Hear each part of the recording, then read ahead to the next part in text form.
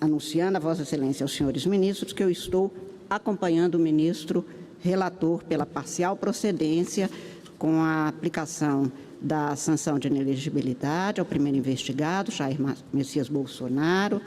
e declarando improcedente o pedido em relação ao segundo investigado, Walter Souza Braga Neto. Eu fiz um voto, presidente, a partir de um objeto que foi traçado desde a exposição feita pelo ministro relator.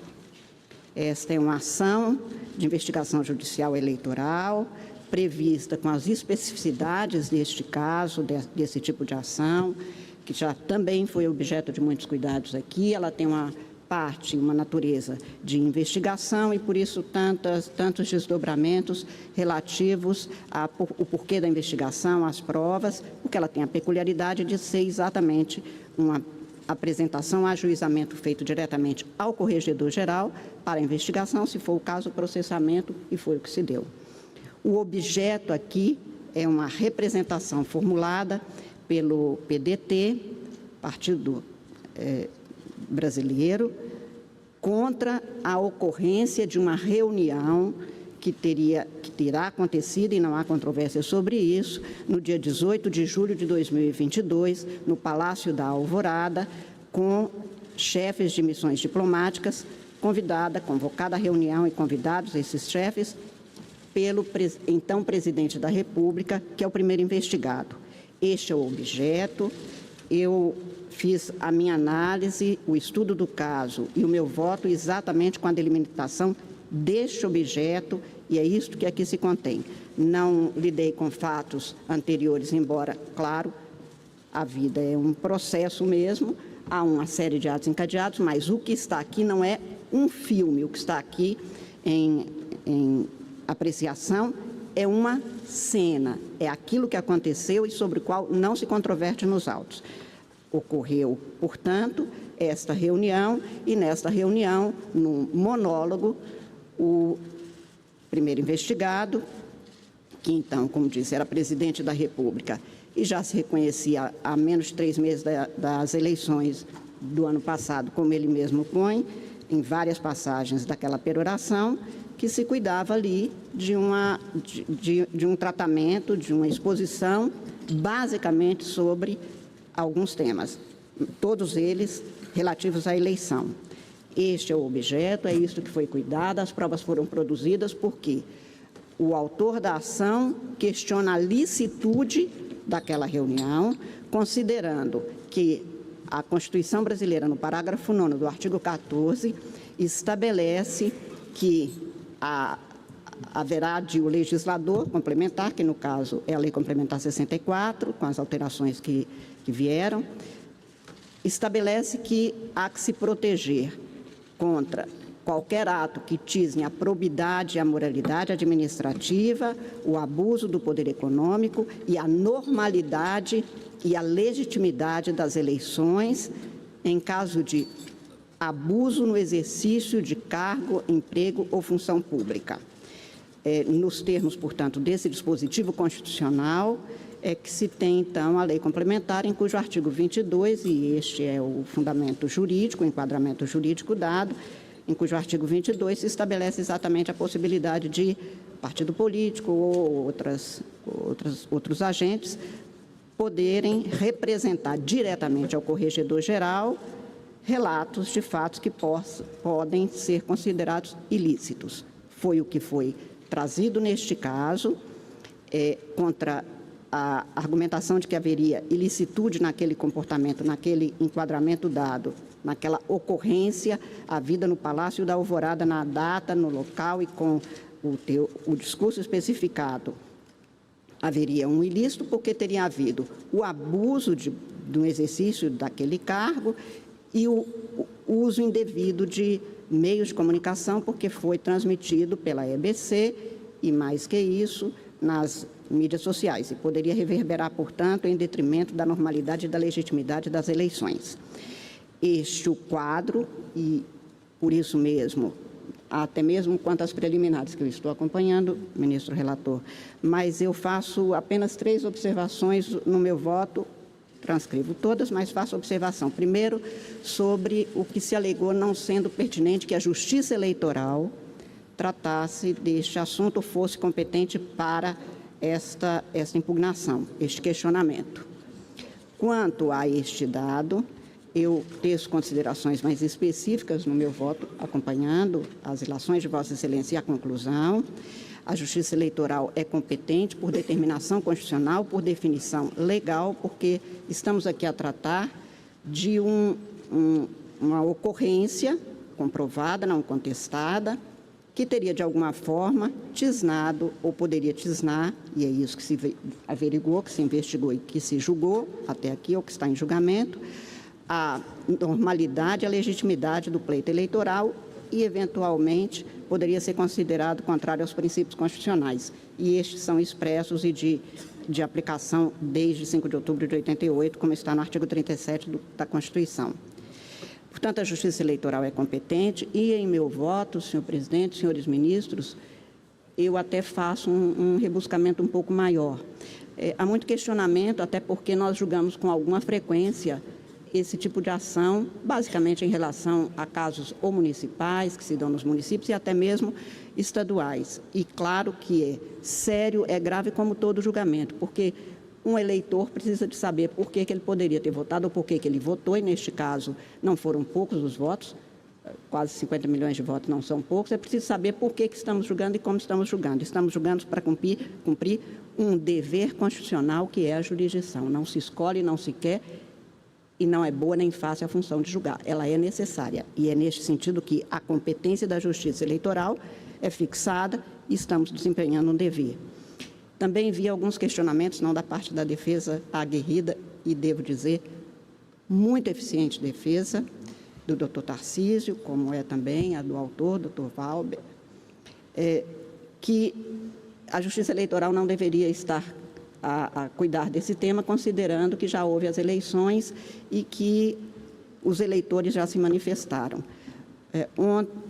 Na sessão de terça-feira, o ministro relator já tinha feito referência a que, no Estado Democrático de Direito, é preciso ter aceitação e é preciso ter, e mesmo aquela que é manifestada nas urnas,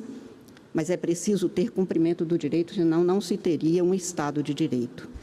E o papel do Poder Judiciário é basicamente este, segundo o modelo estabelecido em lei. Não é escolha, não é decisão do Judiciário. O Judiciário aplica a lei. Nós já tivemos modelo, presidente, até 2010, em que a pessoa poderia, até mesmo numa prisão, ser eleito. Era essa a lei e era aplicada. E só para fazer a lembrança deste estado de normatividade que nós tínhamos, em 2004, um suposto ou que tinha sido denunciado como mandante de 3 crimes de homicídios de fiscais do Ministério do Trabalho e um motorista foram assassinados. O suposto mandante ou denunciado foi preso, as eleições aconteceram, ele recebeu 72% dos votos, este caso que ficou conhecido tragicamente como chacina de Unai, fez com que o ministro Sepúlveda Pertence, ministro desta casa, 2 vezes presidente, um dos maiores brasileiros que nós temos, dizia, será diplomado e será empossado, porque esta é a lei, não compete à Justiça Eleitoral, embora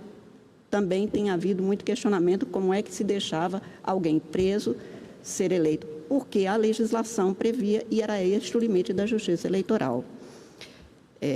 Por causa de coisas como essa, é que mais de 1,5 milhão de eleitores brasileiros, cidadãos eleitores, porque tem que mostrar o seu título de eleitor, formularam e propuseram um projeto de lei que foi encaminhada e votada pelo Congresso Nacional, a 4ª Lei de Iniciativa Popular, a Lei Complementar 135, a chamada Lei de Ficha Limpa, que alterou este quadro porque não era considerado aceitável pelos eleitores brasileiros. E hoje, exatamente por conta dessa mudança, uma das exigências é que se atenda, agora na forma da lei complementar, nos termos previstos, para que o legislador atuasse, e foi eleito em Estado pelo povo brasileiro, como eu disse, com a lei da ficha limpa, estabelecendo exatamente o que nós estamos aqui cuidando como fundamento jurídico da decisão agora tomada, que é, ou do julgamento formulado, que é a aplicação do artigo 22, basicamente nos incisos 14 e 16 da Lei Complementar 64, com as alterações que foram formuladas. Portanto, é competente a Justiça Eleitoral e competência, no caso do espaço estatal, não é um querer, não é um poder no sentido de que pode ou não, é um dever e assim nós estamos cumprindo. Apenas para ficar devidamente explicado. Um outro dado que também chama atenção, ministro Benedito, diz respeito à dilação do objeto, Vossa Excelência se debruçou, os ministros que votaram antes de mim também, que teria havido aqui um alargamento do objeto. Não me convenci disso, a despeito de ter feito uma análise muito minudente do que foi apresentado pela nobre defesa, mas não me convence exatamente porque aqui se tinha desde o início uma investigação posta sobre um quadro, uma ocorrência, e foi isso que foi feito, e a legislação estabelece que essa investigação será feita para considerar as circunstâncias, as condições, os indícios e as provas. Isto é literal na lei, e foi isso que a Corregedoria fez e que apresentou com todo o rigor para a sequência do julgamento. E também um último dado, daquelas preliminares que já foram devidamente cuidadas pelos juízes que me antecederam, que uma das testemunhas não teria sido ouvida. Em primeiro lugar, não se comprovou a imprescindibilidade dessa testemunha. Em segundo lugar, nós temos uma legislação e uma jurisprudência amplamente, fortemente consolidada, no sentido de que o juiz haverá de verificar a pertinência das provas que são requeridas, até porque, senão, alguns julgamentos não acabariam nunca mais se fosse ficar à vontade, ao luto de uma das partes. Enfim, eu estou acompanhando nas preliminares, senhor presidente, o ministro relator, faço isso pormenorizadamente, com detalhamento no voto. E no mérito, apenas para afirmar, eu me baseei no enquadramento jurídico, no parágrafo 9º do artigo 14 da Constituição Brasileira, que trata, como eu acabei de dizer, exatamente da possibilidade ou da necessidade de se garantir a normalidade e a legitimidade das eleições contra abuso no exercício de cargo, função ou emprego público. E esta lei é a Lei Complementar número 64, em cujo artigo 22 se tem esta possibilidade de ajuizamento de uma ação de investigação judicial eleitoral, como estamos fazendo. Os fatos são incontroversos, a reunião aconteceu, foi convocada pelo então presidente da República, que é aqui o primeiro investigado, o teor está disponibilizado, está nos autos, foi examinados por todos, foi transcrito, não houve negativa de que aquilo tenha acontecido, e nos autos se contém, primeiro, como se deu a organização desta reunião. Esta reunião não, se afirmou muito, e a defesa dizia que não tinha conteúdo eleitoral. Eu não vou fazer a leitura, porque já foi feito em várias ocasiões, presidente, mas o presidente, no monólogo, e se tratava efetivamente de um monólogo, porque ele falou, não houve perguntas, não houve inscrição para perguntas, foi apenas uma exposição. Nessa exposição à vida, se tem exatamente que teria havido a convocação no dia 13 de julho, quarta-feira, para a segunda-feira, quando se deu a reunião. Não se contou, e se fala muito neste caso, que houve no discurso muitos ataques ao Poder Judiciário, basicamente na figura de alguns dos seus integrantes, dos ministros do Supremo Tribunal Federal e deste Tribunal Superior Eleitoral, mas até mesmo a leitura e o estudo dos autos mostra que sequer o Poder Executivo, os órgãos do Poder Executivo foram respeitados.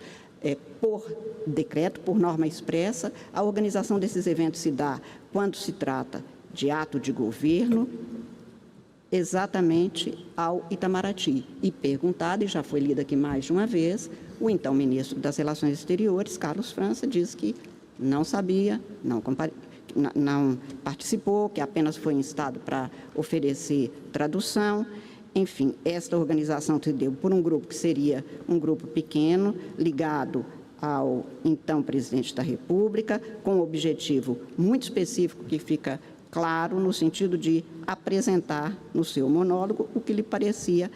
apropriado a despeito de nem sempre o que parece uma coisa é lícito, principalmente quando se tem a comprovação objetiva, formal e contundente de que se tratou de um monólogo no qual se teve a autopromoção, que é comprovada pelas transcrições que foram feitas e aqui lidas no voto do ministro relator, também ontem no voto do ministro Floriano, também no meu voto estão transcritos, quando se diz o Brasil está voando, etc. Já estávamos há praticamente 3 meses das eleições, como o primeiro investigado repete. Há referências que também aqui já foram repetidas de desqualificação do Luiz Inácio Lula da Silva, que seria o adversário nas urnas do primeiro investigado. Houve agravos contundentes contra o Poder Judiciário, a desqualificação do Poder Judiciário,